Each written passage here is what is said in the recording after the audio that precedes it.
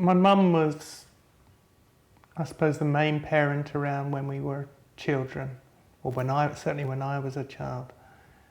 And she did sort of most of the parenting, so I think I had a much closer relationship with my mum as a child than probably I did with my dad, who was often out working a lot at the time. And she was just always there, I suppose, for us, and she was more of the homemaker than a worker, certainly when we were children.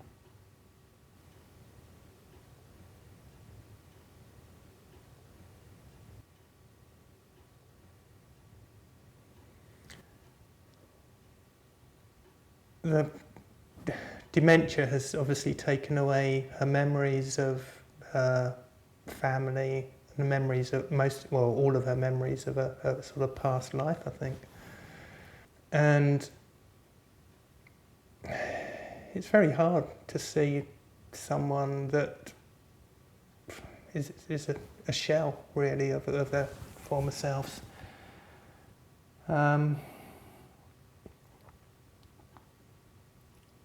We can't, or I can't, sort of establish any sort of much in the way of a relationship with her. She doesn't see us as her children. She lost the understanding of being married, even to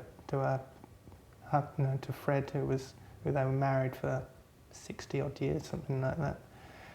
And that, although they were together until my dad passed away recently, then there was no sort of recognition from my mum that he was her husband and that they did have those 60 years together.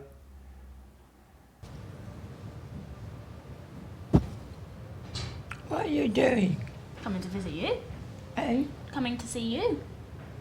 Oh. It's nice, isn't it?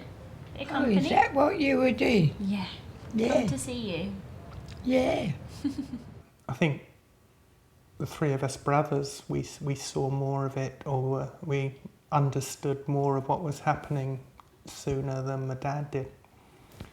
And really, I think right up until the end, my dad refused to sort of acknowledge that this disease had taken her memories away and taken her mind away.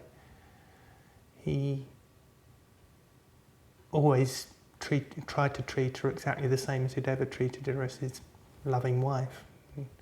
But he wasn't getting that recognition back. And I think that was probably one of the reasons why my dad sort of deteriorated so quickly once the dementia hit my mum. And he passed away last year.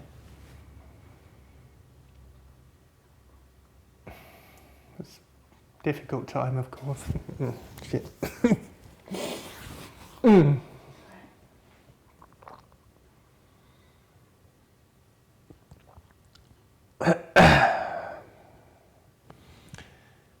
So they were always there for us when we were young, and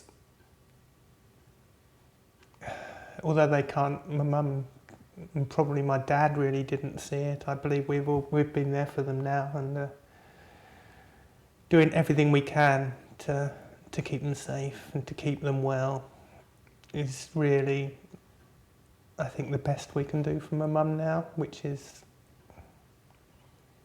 sad, but it's the best we can do.